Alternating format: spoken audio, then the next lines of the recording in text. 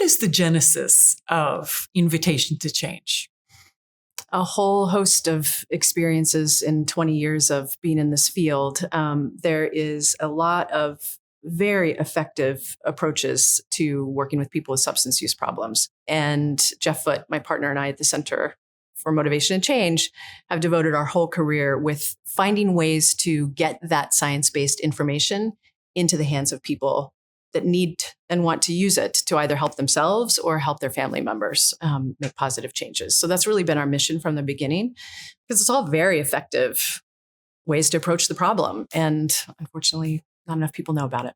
Invitational, far more effective than confrontation, you found. Yes. And I think the second you talk to most people about what it feels like to be invited to change, encouraged to change, versus being told they have to change, they nod their head and say, yes, I have to change. And then they go do what they need and want to do anyway, and just don't talk to you about it. So what these evidence-based approaches do are teach therapists, and turns out we can teach family members as well, different strategies to have the conversation just go better and actually create space for that conversation to happen, versus leveraging them into some place where you're telling them what they need to do. And that's just unnecessary. It just doesn't have to be that way. It's like a combination of science and kindness. The Invitation to Change is made up of 4 evidence-based approaches: motivational interviewing, community reinforcement and family training, self-compassion, and acceptance and commitment therapy, right? So all of these effective strategies are in the Invitation to Change approach. That's the science part, right? It turns out the main element in all of those science-based approaches is kindness. And being able to really be with the person that you're talking to, care about them as a person, care about them as a whole person, even the parts that you're like, that's a little scary, or that makes me uncomfortable that you're doing that, but really accepting them where they are and finding ways to identify and work with their motivation to make the changes that they want to make. When you're interacting with somebody who's being kind with you, you're more likely to stay engaged than if somebody's being unkind to you or confronting you or challenging you at every turn. I personally would just be like, okay, I'm not going to come back and see you, or I'm not going to talk to you more. If I'm a child and you're my parent and all I'm doing is confronting you, as a kid, I'm just going to avoid you. And that's really the last thing most parents want.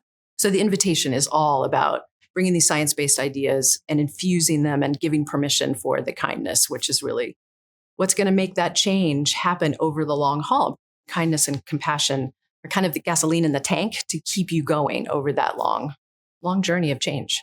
Change is scary to most people. Most people say, oh, I don't want change. Why is that? Why are we so resistant to change? It sounds like a simple word, right? But if you identify one thing that you want to change, I want to get up earlier in the morning.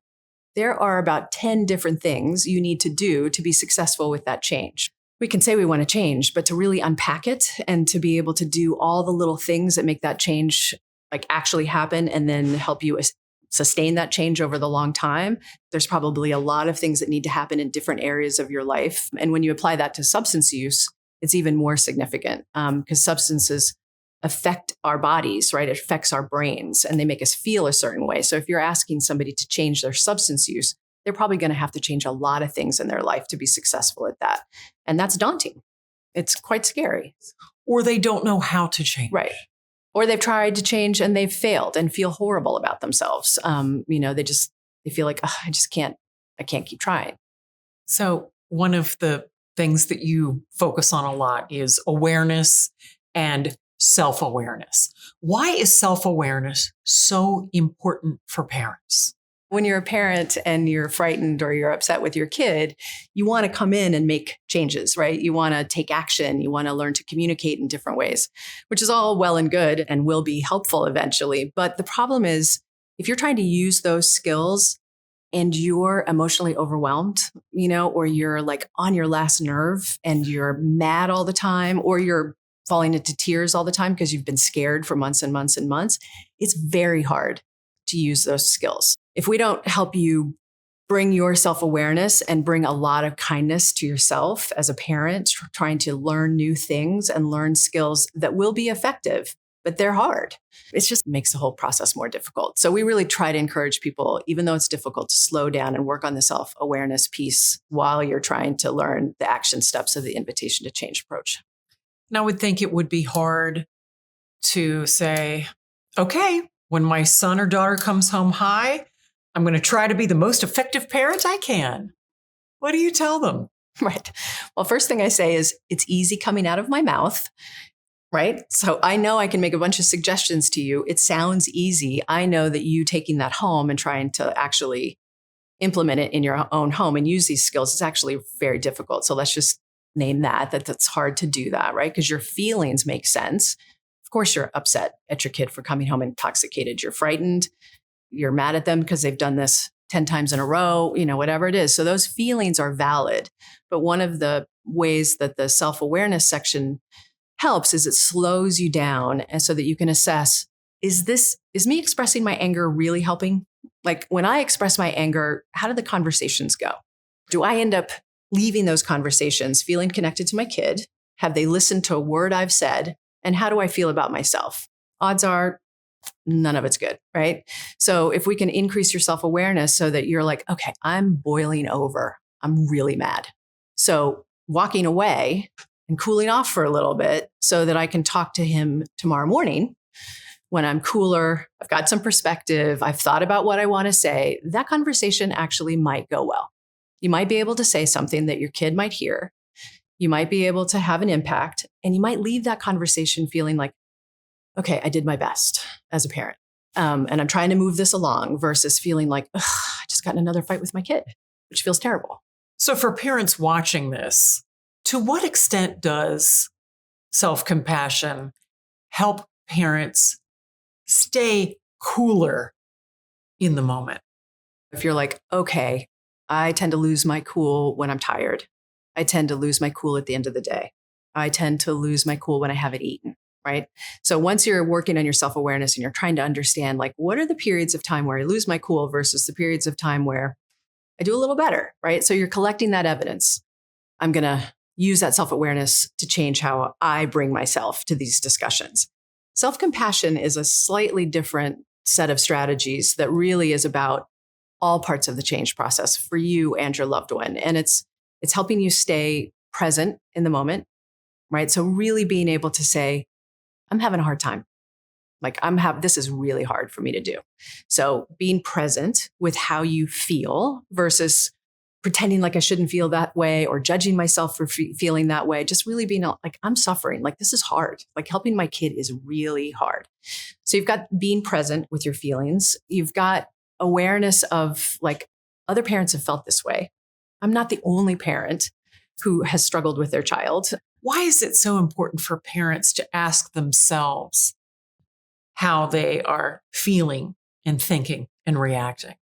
Knowing how I'm thinking, knowing how I'm feeling, and knowing how I'm reacting, you're trying to reinforce new behaviors. You're trying to use communication skills.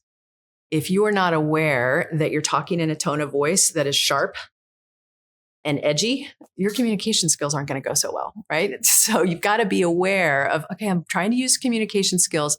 I'm upset, but I've got to figure out a way to regulate my voice and like calm myself down enough so that what I'm trying to say actually comes out how I mean it or the most effective way, instead of laced with a bunch of emotion that I'm trying to pretend like I'm not feeling in this moment, right?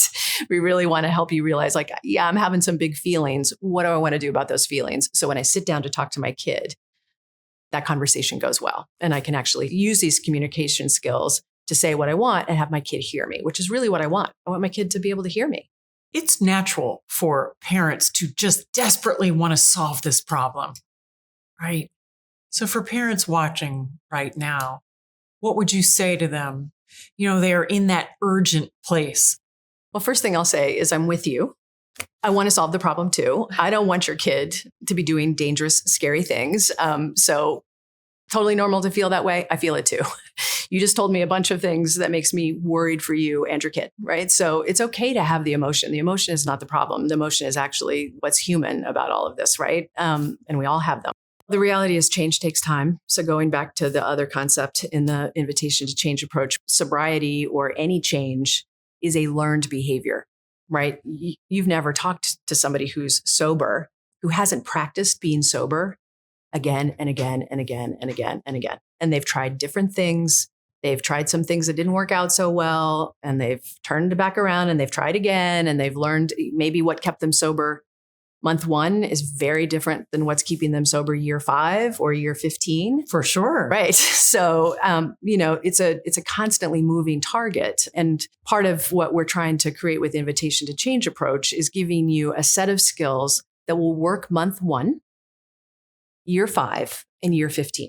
Because what you need to do as a parent helping your child, it's going to change constantly.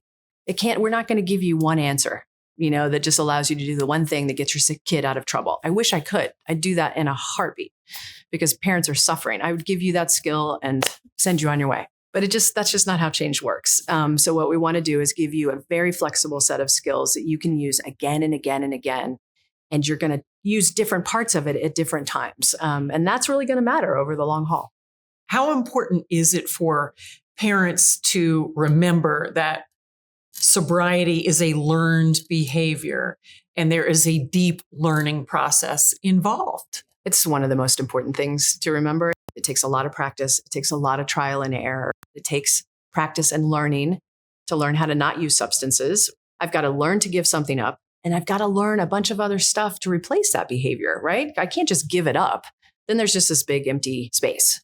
I have to learn all of this new stuff. And this stuff isn't going to work right away. It's not going to feel good right away. And it may never feel like the substance does. And that's something you got to figure out how to live with. So to have compassion for that amount of learning, that's an enormous amount of learning. We've got to be able to be patient with it and compassionate for it. As a parent, being able to be compassionate with yourself and kind to yourself as you learn new things, it's one of the most important things. You said there is often a lack of compassion, both for the child and for the parent themselves. And you said it's part of our culture. When we go into crisis mode, we don't take care of ourselves. We build up resentments and we burn out. When we have a problem to solve, we tend to judge ourselves harshly if we're not successful at solving the problem, right? If your child is struggling with substance use, the majority of parents I've worked with, they walk around with so much shame and self-blame, because the culture is very stigmatizing to substance use problems. If you have a substance use problem, most people will say, I'm weak, I'm flawed, I've got something wrong with me. So there's all these things about the person with the problem. Their family members feel terrible about themselves. They feel like they've caused the problem. And in fact, they are judged by other people for causing the problem. So we're a very stigmatizing culture that judges people, unfortunately, instead of having compassion for each other in being human. We all struggle. Every family struggles. Substance use problems just tend to be a particularly painful type of struggle, which is why you should be applying more compassion to it, not more judgment to it. We've collected the evidence that judgment does not work. We should just stop. And we are really good at beating ourselves up. I bet a lot of parents watching this are beating themselves up. Yes. One of the things I'll do with a parent when I'm first working with them is actually saying, what are the thoughts in your head about yourself? How do you feel about yourself? And when they start sharing that with me, it's so painful. They are judging themselves so harshly. They're feeling like I'm doing this wrong, I'm doing that wrong. And then unfortunately, they interact with the treatment system and they get a load of the same messaging, which is you're doing something wrong. You're enabling. You should be using more tough love. You should be doing this. You should be doing that. And all it does is just make them feel worse about themselves instead of creating an environment where they want to talk. They want to talk and share their struggles and feel safe enough to do that. Safety. That's an important word, isn't it? Making sure that the family is a safe place. We need to be creating safety for the person with the substance use problem. We need to be creating safety for their family as well, to be able to talk about their struggle. Because it's hard. How do you help a parent go from pain, anger, fear, shame to love and to have that desire to be connected to their child? The goal is not really to take all those painful, uncomfortable feelings and make them go away. you have those painful, uncomfortable feelings because you care about your child so much, right? So those feelings are going to be there. And if we get too invested in making those feelings go away versus realizing like pain comes along with helping. You care about your kid and they're doing something very scary or very destructive. Those things are both true. So can we help you take these painful feelings and bring them along with you as you try to help and learn how to tend to yourself and tend to this side of the coin? We think about it as a willingness coin. It's like this part of me, this part of the coin loves my kid, wants to help my kid, feels connected to my kid at times, and wants my kid to be well. This side of the coin, my kid's scaring me to death. I'm mad at my kid. I don't want to do this anymore, right? You can't rub off one side of a coin, right? You got to pick up the whole coin and be like, these painful feelings are going to come with me and I've got to take care of them while I try to help my kid because that's really what I value. I want to stay connected with my kid and I want them to be well. So how can families begin to come together in love and connection and in communication?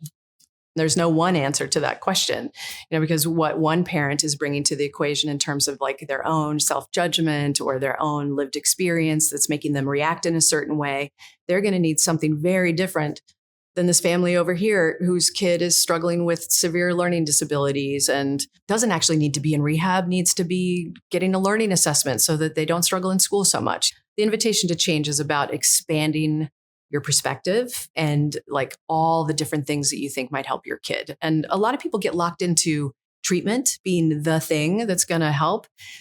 It's actually not most of the time. It's really family involvement. It's family connection. It's connection to community. It's connection to behaviors that compete with the substance use. So treatment might be a part of it, but as a parent, there are so many things that you can do that will help your kid that if you slow down and think, what's that behavior about? What is my kid getting out of their substance use? So that I can then think, okay, what can I do over here that will make that behavior not so compelling and get my kid to come over here and think it's awesome being over here. We want to invite them over here.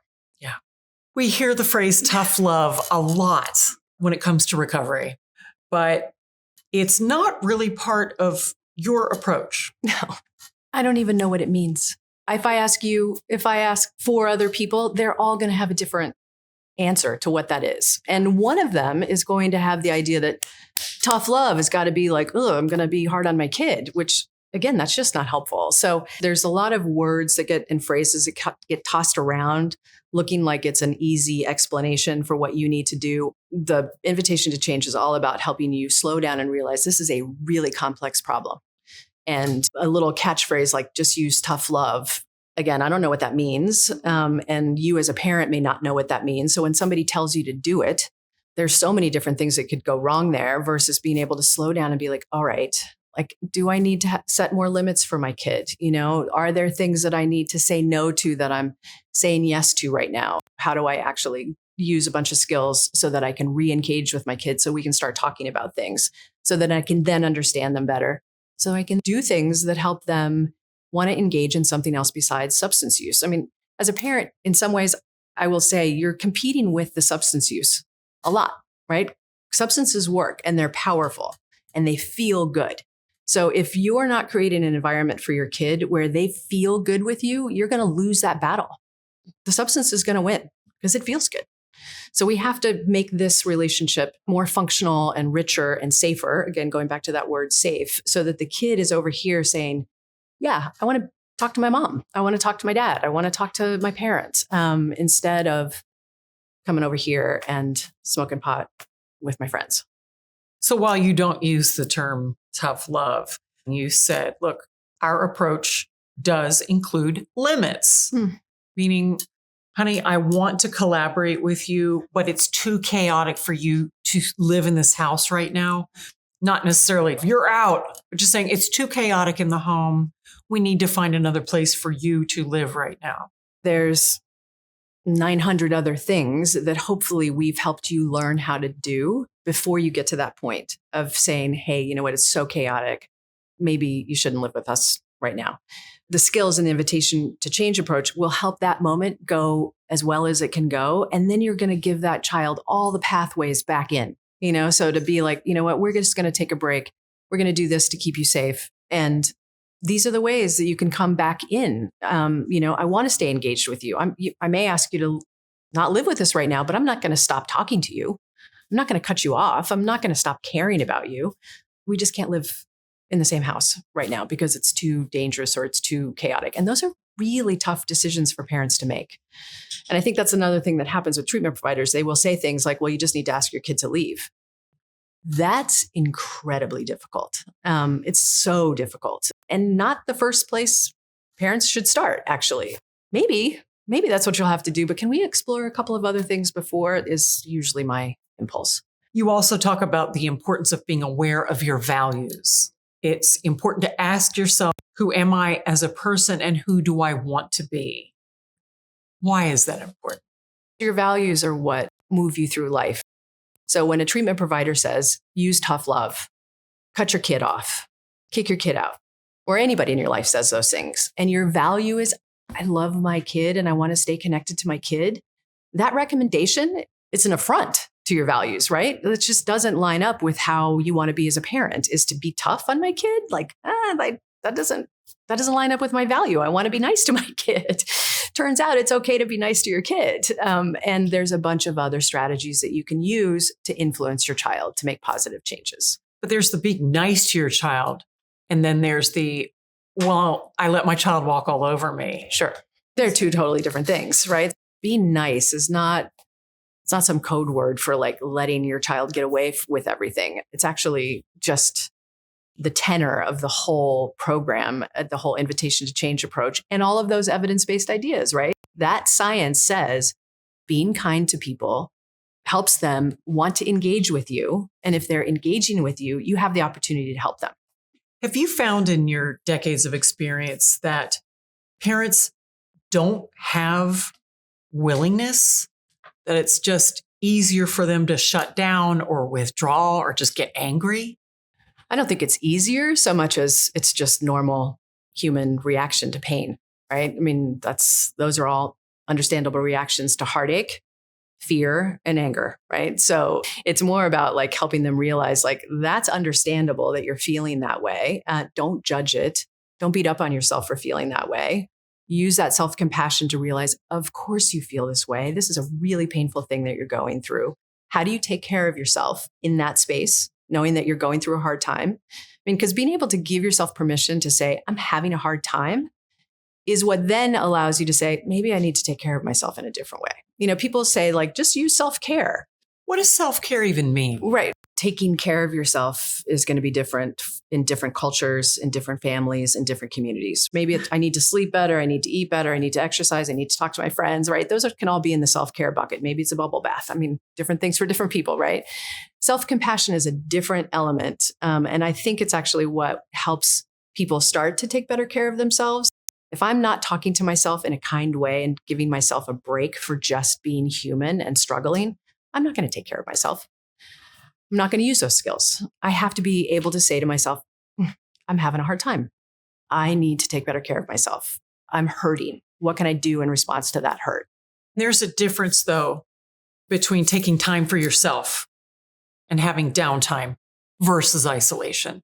Yes, dramatic difference. I mean, taking time for yourself goes back to that idea of self-awareness, of being able to say, okay, I'm burning the candle at both ends. I'm too tired. I've been on all day. I need to pause, hit that pause button and take care of myself, right? So that's an intentional act. I'm taking care of myself. I'm choosing to do this thing because I care about this other thing that I'm trying to do. Isolation is, I feel bad. I feel bad about myself and I'm going to keep this a secret and I'm going to hold this pain because I don't think anybody else is going to understand me. And that's a burden. The odds are there's somebody else who's struggled in the same way you have. And if we can help you come forward and talk about that heartache and realize there's another person that can share in that with you, that's everything. And learning to care about yourself invites your child to do the same, right? Yeah, on a pretty deep level. One of the complicated things about being a parent, right? Your child's watching you all the time. You're modeling behavior all the time to your child. And that's a lot of responsibility. And that's hard because you're human, right? And you're going to make mistakes and you're going to maybe not take care of yourself in the best way possible. But if you're constantly doing your best and you're constantly learning skills, to try to keep doing your best and be effective and skillful. Awesome. Great. That's all you can ask for yourself as a human. And your child watching you do that, you being able to say, you know what, I'm upset about your smoking pot or using drugs or whatever. And I know I haven't been approaching you in a way that has brought us closer together and feels like I'm not being so helpful. I'm trying to learn a bunch of new skills and I'm working on myself. I just want you to know I'm trying something different. That can be a huge message to your kid to be able to say, and I might not do it well all the time. I've got a dad that I work with and, he used to lose his temper all the time and he still does occasionally. But, he said to his son, like, I lost it. I'm sorry. I'm trying to do better. And that has actually brought his kid so much closer to his kid just can now kind of joke around with him about, Dad, are you about ready to lose your cool? Right. And so it's just diffused the whole situation by the dad just acknowledging, I know I haven't been doing such a great job in this area and I'm working on it. It just sends the kid the message that it's okay to work on stuff. It's okay to not be perfect at everything. It's okay to be human. Let's struggle together and figure something out together. Wow, let's struggle together. Interesting. Because we know that when we work together on anything, we do better together than we do apart. We struggle better together than apart. My head just exploded. I love that so much. What does that look like when we struggle together? We have a better shot at the outcome being more positive or... Because we can stay in the struggle together. If I bail out on the struggle, or if I burn out on the struggle, you're alone with your part of the struggle. If I'm taking care of myself and I'm trying to learn new things and I'm being compassionate with myself as I'm trying to learn new things, you're trying to learn new things. As we both struggle, we can keep moving along together. Neither one of us is falling out of the equation. Neither one of us is separating. We're just figuring stuff out together. And that's really what change is about over the long haul, is figuring stuff out together. When you're a parent trying to learn new communication skills and you're trying them out with your kid, and you're actually getting your kid to tell you what they think, what they feel, there's going to be information in there that you didn't have before that you can then use to help them. So that's part of I might not be using my communication skills so well and we might fight sometimes, but we're having a conversation that goes really well once a week. That's more than we were having 6 months ago. That's an improvement. I'm getting more information from you and I can use that information to then go back and think about what's the environment around you? What can we do to, again, shift you and bring you over here to the healthier behaviors? Family members being involved improves outcome. And family members being able to be a part of a community where they're learning from each other, where they're supporting each other, that is just going to put more gas in everybody's tank and help everybody sustain with the change process over the long haul.